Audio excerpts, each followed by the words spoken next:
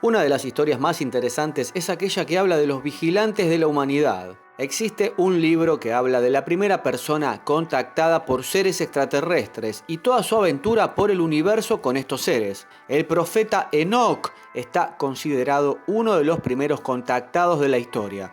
Mantuvo comunicación y recibió instrucciones de unas deidades que mostraban un increíble desarrollo tecnológico, y sus aventuras quedaron plasmadas en 4 libros que incluso relatan su viaje interestelar en una de las naves de dichas entidades celestiales. Estos vigilantes actuaban como auténticos custodios de la humanidad, manipulando a nuestros antepasados. Sin embargo, algunos de ellos se rebelaron contra sus jefes, poniéndose de parte de los seres humanos. Me llevaron a un sitio cuyos habitantes son como el fuego ardiente, pero cuando desean aparecen como humanos. Leemos en el libro 1 de Enoc, quienes sostenemos que seres extraterrestres se presentaron ante la especie humana bajo la máscara de la divinidad, y además profundizamos en la línea de descendencia de los primeros ejemplares humanos, que hoy conocemos como Adán y Eva. Nos encontramos con un personaje clave en este complot de la manipulación, que supuestamente es el autor de una de las obras más antiguas y reveladoras del mundo, el libro de Enoc. Si partimos desde Adán, Enoc sería fruto de la 7ª generación y por tanto padre de Matusalem y bisabuelo de Noé. Pero ¿quién era Enoc? ¿Por qué Dios lo elevó a la categoría de profeta? ¿Por qué razón fue elegido como el primer hombre instruidor? El nombre hebreo de Enoc se traduce como el iniciado, papel que sin duda interpretó porque se convirtió en depositario de profundos conocimientos. Sin embargo, en contra de la corriente de pensamientos mayoritaria, esa sabiduría distaba mucho de aportar autonomía a la especie humana. Más bien todo lo contrario. A partir del estudio de los 4 textos sagrados que describen las experiencias del profeta, libro de Enoc, libro esclavo de Enoc, libro de secretos de Enoc y Enoc Copto, se desprende un relato sorprendente que revela un plan maestro por parte de Dios para instruir al profeta en una serie de rituales de sangre y por consiguiente para propagar una religión monoteísta como sistema de control. El libro de Enoc es un libro intertestamentario que forma parte del canon de la biblioteca de la Iglesia Ortodoxa Etíope, pero no es reconocido como canónico por las demás iglesias cristianas. A pesar de haber sido encontrado en algunos de los códices de la Septuaginta, Códice Vaticano y Papiros Chester Beatty, los Beta Israel, judíos etíopes, lo incluyeron en el Tanaj. Si hacemos caso a la Biblia, Enoc vivió hace 12.000 años, en la época en que los vigilantes o custodios del Señor descendieron a la tierra para mantener relaciones lujuriosas con las hijas de los hombres. En los días de Yared, mi padre, los ángeles, transgredieron la palabra del Señor. He aquí que pecaron transgrediendo la ley del Señor. La cambiaron para ir con mujeres y pecar con ellas. Esto lo dice en Enoc 106. 13-16. En sus textos, Enoc no se refiere a Dios como Yahvé, sino como el Señor, y designa a los ángeles como sus custodios o vigilantes.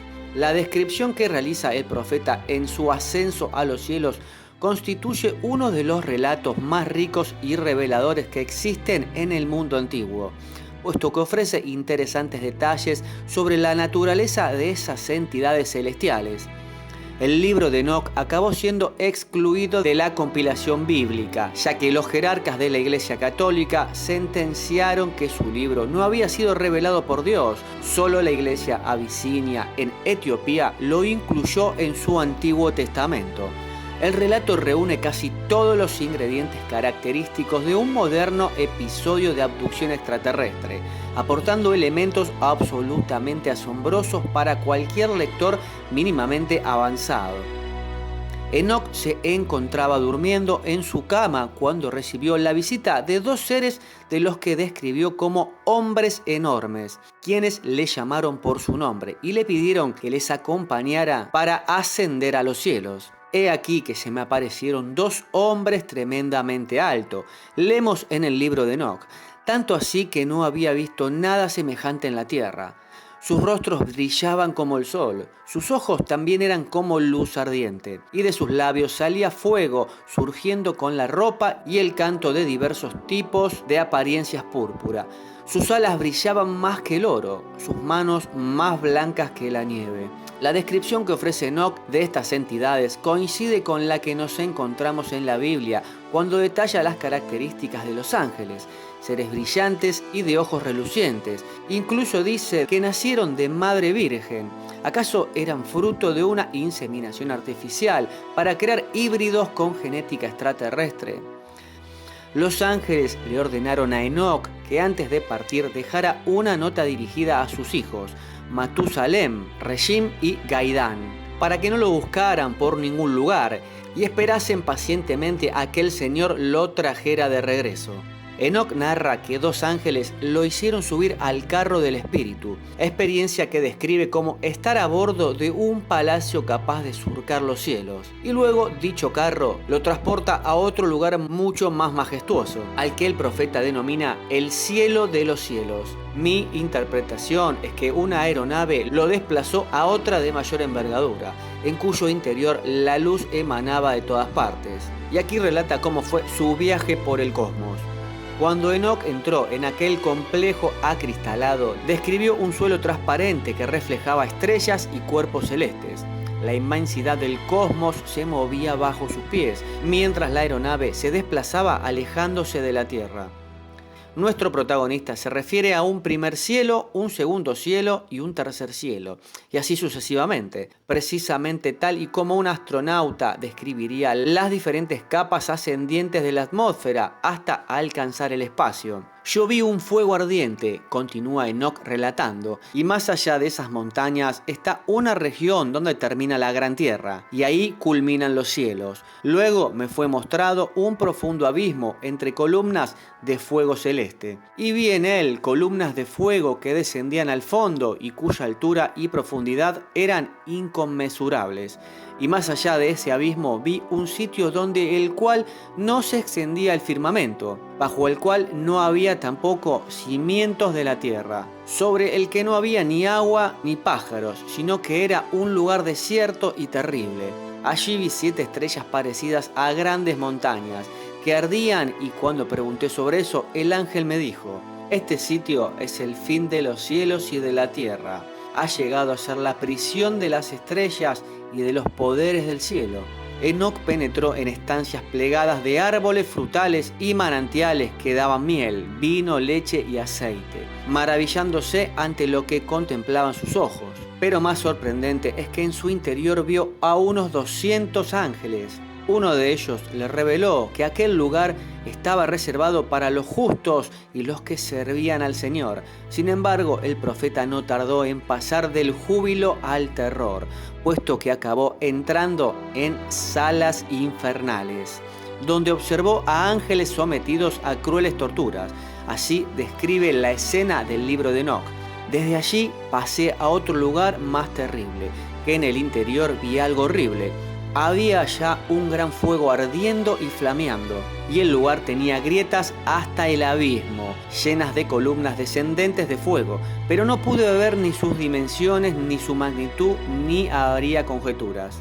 Entonces dije: qué espantoso y terrible es mirar este lugar. Contestándome, Uriel, el vigilante, y el santo que estaban conmigo me dijo: Enoc, ¿por qué estás tan atemorizado y espantado? Le respondí: es por este lugar terrible y por el espectáculo del sufrimiento. Y él me dijo: este sitio es la prisión de los ángeles, y aquí estarán prisioneros por siempre. Luego le revelaron algunos conocimientos secretos. Enoc preguntó: ¿qué habían hecho para merecer ese castigo? La respuesta fue desobedecer las órdenes del Señor por haber revelado secretos al hombre. Estos son los vigilantes que descendieron sobre la tierra y le revelaron a los humanos lo que era secreto y los indujeron a pecar. Luego los vigilantes le confiesan el nombre de algunos de sus ángeles rebeldes. Es Panamuel, Este mostró a los hijos de los hombres lo amargo y lo dulce y les reveló todos los secretos de su sabiduría. Les enseñó a los humanos a escribir con tinta y papiro y son muchos los que se han descarrilado a causa de ello. Los ángeles no son castigados por aparearse con las mujeres terrestres, sino por revelarles conocimientos y secretos divinos, solo accesibles a los dioses, lo cual significa que no todas estas entidades mantienen la misma actitud hacia el hombre. Ahora bien, parece claro que alguna clase de deidad superior había dado órdenes expresas a los vigilantes para que no transmitieran ninguna clase de saber al ser humano, con el fin de mantenerlo esclavizado bajo su tiranía. Sin embargo, algunos de estos ángeles acabaron contraviniendo dicho mandato, revelando a los terrestres la ciencia secreta. Enoc se muestra incapaz de asimilar tanta y tan intensivas visiones y sufre un shock desplomándose exhausto. Entonces aparece el ángel Gabriel, que le ayuda a incorporarse y le conduce ante la presencia del Señor, con quien mantiene un largo diálogo. Y el Señor me convocó y me dijo: Enoc, siéntate a mi derecha con Gabriel. Y yo me incliné en reverencia ante el Señor, y el Señor me dijo: Amado Enoc, todo lo que ves, todas las cosas que están de pie, te digo incluso antes del principio. Todo lo he creado desde el no ser y las cosas visibles de lo no invisible. Escucha, Enoc, estas son mis palabras, y a mis ángeles les he contado mi secreto. Ni les he contado su origen, ni mi dimensión infinita, ni han entendido ellos mi creación, la cual te cuento a ti hoy. El Señor prohíbe el conocimiento para los seres humanos y castiga a aquellos de los suyos que los revelan. Sin embargo, encomienda a sus ángeles que instruyan a Enoc en la escritura y las ciencias celestes. Por lo tanto, ese Dios que no quiere transmitir su sabiduría a los mortales enseña a Enoc aquellas destrezas que le interesan, movido por unos propósitos que en la actualidad podríamos definir como ingeniería social o control de las masas. La aventura de Enoc recién comienza y para no hacer demasiado largo este video lo voy a dividir en episodios. Hoy lo vamos a dejar acá y próximamente tendré lista la segunda parte. La historia del primer contactado por extraterrestres del mundo es sin duda una de las historias más grandiosas que existen y creo que vale la pena por lo menos conocerla. Desde una narrativa simple les voy a tratar de resumir una historia realmente bastante compleja. El primer contactado por seres extraterrestres de la humanidad. El hombre que se convirtió en profeta porque Dios o un ser alienígena le reveló el futuro y le enseñó diferentes doctrinas. Sigamos con el relato. En la sección de tecnología para ver el futuro, Enoc aprende a escribir y el Señor le pide que muestre al mundo lo que ha visto y lo que se le ha dictado. Y dijo el Señor: desciende a la tierra y dile a tus hijos todo lo que yo te he dicho y todo lo que tú has visto. Entrégale a ellos los libros manuscritos y ellos los leerán y me conocerán como el creador de todas las cosas. Y ellos entenderán que no hay más Dios que yo. Enoc 2:33, 2-9. En ese instante, el Todopoderoso le dice a Enoc que va a llevarlo de vuelta a la tierra. Tendrá un plazo de 30 días para dar a conocer el mensaje de Dios mediante sus escritos. Pasado ese tiempo, el Señor nuevamente arrebatará al profeta a los cielos, esta vez para no regresar jamás. Cuando Enoc vuelve a nuestro mundo, copila todo lo aprendido y se convierte en un patriarca del saber. Este fue el primero del género humano nacido sobre la tierra que aprendió la escritura, la doctrina y la sabiduría. Y escribió un libro, Las enseñanzas del cielo, según el orden de sus meses, para que conocieran los hombres las estaciones de los años. Él fue el primero que escribió una revelación y dio testimonio al género humano en la estirpe terrenal. Enoc incluso cita el nombre del ángel que lo instruye, porque los signos, los tiempos, los años y los días me los mostró Uriel, el vigilante, a quien el Señor de Gloria ha encargado de todas las luminarias del cielo y en el mundo, para que reinen sobre la faz del cielo, sean vistas desde la tierra y sean las guías del día y de la noche. Así el sol, la luna, las estrellas y todas las criaturas auxiliares que recorren sus órbitas en los carros del cielo. Enoc 1:75-3. La visión del Santo de los cielos me fue revelada y oí todas las palabras de los vigilantes, y porque las escuché he aprendido todo de ellos, y he comprendido que no hablaré para esta generación, sino para una lejana que está por venir. Conforme pasaban los días, un ángel instruía a Enoc sobre el modo de transcribir toda la información que fluía a través de una tablilla celestial, un artefacto tecnológico con un poder asombroso, pues era capaz de calcular eventos futuros. ¿Se trataba acaso de una computadora cuántica capaz de pronosticar en líneas espaciotemporales de probabilidades futuras? Existe un episodio que narra guerras entre dioses. Enoc dejó escrito aquello que el ángel le había transmitido. Me dijo: mira, Enoc, estas tablillas celestiales, lee lo que está escrito ahí y señala cada dato. Miré las tablillas celestiales y leí todo lo que estaba escrito y lo comprendí todo. Leí el libro de todas las acciones de la humanidad y de todos los hijos de la carne que están sobre la tierra hasta las generaciones remotas. Enoc 1, 81, 1, 2. El elegido de los cielos confió todos los documentos a su hijo Matusalem.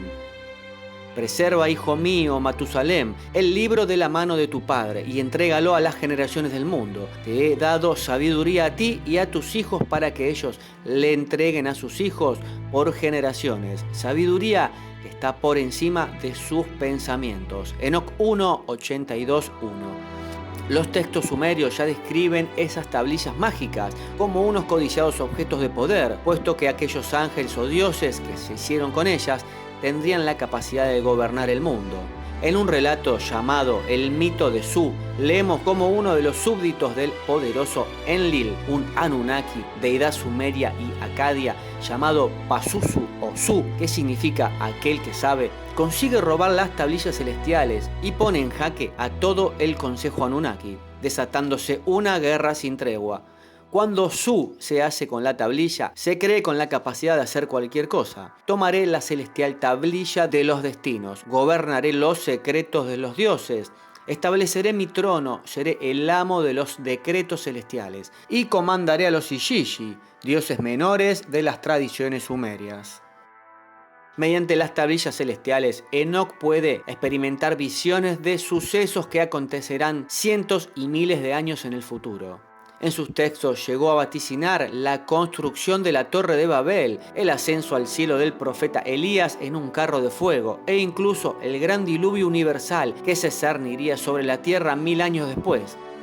Cuando hubieron transcurrido esos 30 días, Enoc se preparó para partir y 2000 individuos se reunieron para despedirlo. Cuando Enoc había hablado con las personas, el Señor envió oscuridad sobre la superficie de la tierra. Y había oscuridad, y ésta cubrió a aquellos hombres que estaban de pie junto a Enoc. Y ellos tomaron a Enoc y lo llevaron hacia el cielo, donde se encuentra el Señor. Y él lo recibió y lo colocó delante de su rostro. Y la oscuridad se disipó en la tierra, y la luz regresó. Enoc 2, 67, 1. Ahora pasemos al capítulo de los ángeles rebeldes. Y siempre siguiendo las instrucciones del Señor, en el lugar donde Enoc había sido arrebatado hacia lo alto se rindieron varios sacrificios de animales. Matusalén y sus hermanos y todos los hijos de Enoc se dieron prisa y erigieron un altar en el sitio llamado Achusán, desde donde Enoc fue tomado hacia el cielo. Y ellos sacrificaron bueyes y convocaron a todas las personas y compartieron el sacrificio delante del rostro del Señor. Enoc 2:68, 6-7. La más reveladora profecía de Enoc, la referida a un diluvio sobre la tierra, llegaría después de 3 generaciones más de su estirpe. Sin embargo, un problema latente dentro de la jerarquía de Yahvé seguía haciendo estragos. Sus ángeles descendieron a la tierra para copular con las terrestres, cegados por su belleza y deseos de procrear. Los secretos de la gran deidad peligraban día a día, pues estos vigilantes revelaban a las esposas que habían tomado unos conocimientos prohibidos que podrían elevar a los hombres a la categoría de dioses, y eso era algo que Enlil, Yahvé, no podría permitir. Solo a través de una solución drástica solventaría el conflicto, una solución que acabaría con la vida de la especie humana sobre la tierra. En el libro 1 de Enoc leemos que un total de 200 ángeles se rebelaron. Incluso se citan los nombres de estos vigilantes que tomaron por esposas a las terrestres. vayamos y escojamos mujeres entre las hijas de los hombres y engendremos hijos. Pero Shemiyasa, que era su jefe, les dijo: temo que no queráis cumplir con esta acción y sea yo el único responsable de un gran pecado. Ellos le respondieron: hagamos todo un juramento y comprometámonos todos bajo un anatema a no retroceder en este proyecto hasta ejecutarlo realmente.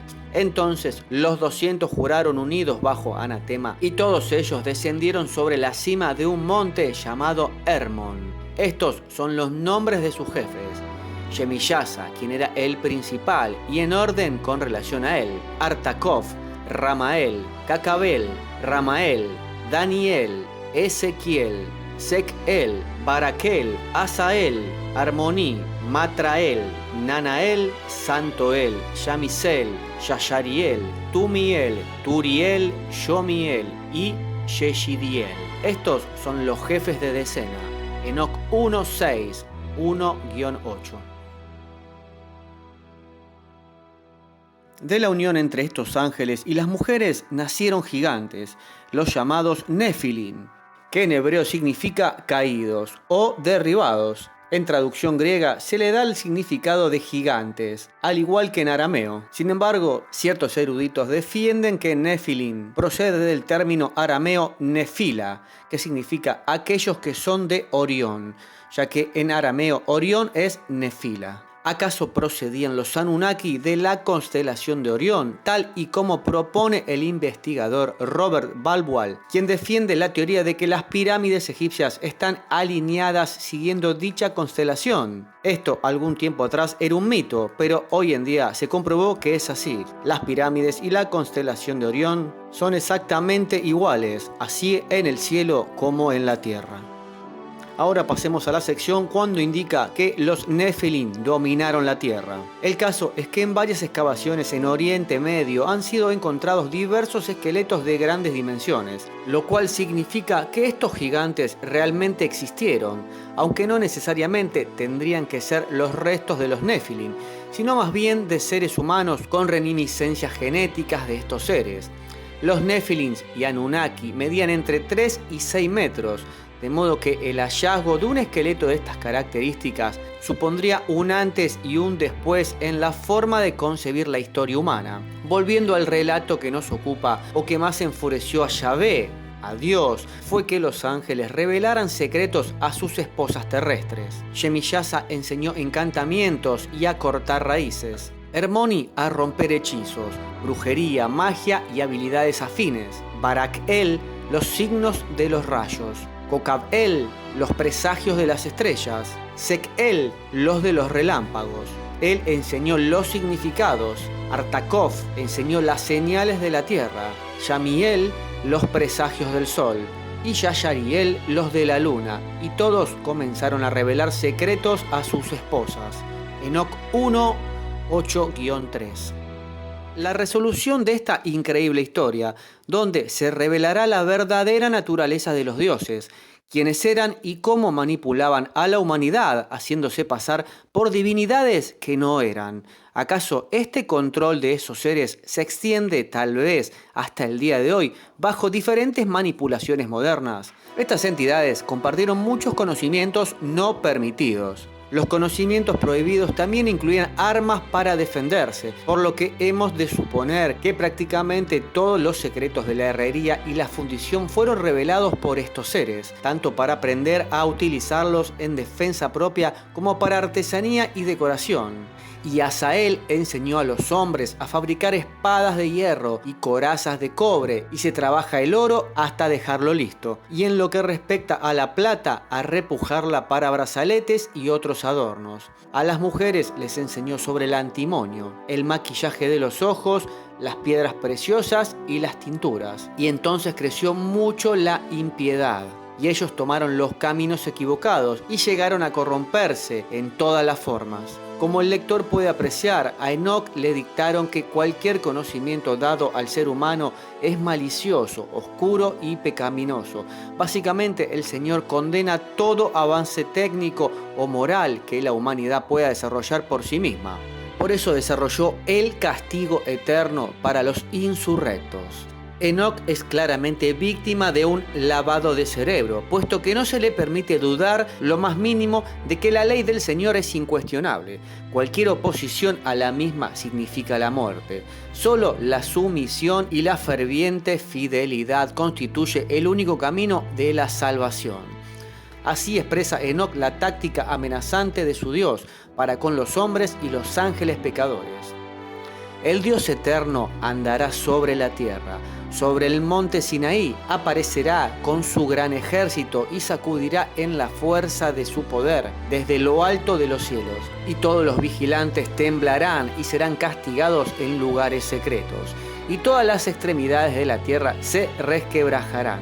Y el temor y el gran temblor se apoderará de ellos hasta los confines de la tierra. Las altas montañas se resquebrajarán y derrumbarán, y las colinas se rebajarán y fundirán con la cera ante la llama, y la tierra se dividirá, y habrá un juicio sobre todo. Sin duda, toda una apología del terror y amenaza al servicio de un falso Dios que se proclama único y todopoderoso. Para capturar a esos 200 ángeles rebeldes, Yahvé disponía de 7 lugartenientes, de entre los cuales destacaban 4, Miguel, Sariel, Rafael y Gabriel. El Señor les encomendó que castigaran duramente a los ángeles caídos, pero especialmente interesante resulta la orden que transmitió al ángel Miguel. Y a Miguel le dijo el Señor: ve y anuncia a Shemiyasa y a todos sus cómplices que se unieron con mujeres y se contaminaron con ellas en su impureza, que sus hijos perezcan y ellos verán la destrucción de sus queridos. Encadénalos durante 70 generaciones en los valles de la tierra hasta el día del juicio final. Enoc 1, 10, 11-12. Lo mismo leemos en 2 Pedro. Dios no solo no perdonó a los ángeles que pecaron, sino que arrojándoles al infierno los entregó a prisiones de oscuridad para ser reservados al juicio.